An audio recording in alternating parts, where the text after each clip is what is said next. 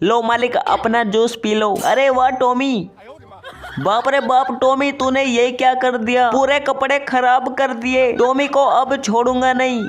ले टॉमी ये सारे कपड़े आज तू धोएगा। कपड़े तो बाद में धो दूंगा, सबसे पहले अपने गुल्लक में पैसे चेक करता हूँ। बाप रे बाप मेरे पैसे कहाँ गए। चलो जल्दी से टॉमी के सारे पैसे को चुरा लेता हूँ। मालिक ने तो मेरे सारे पैसे चुरा लिए। टॉमी कहाँ गया तू।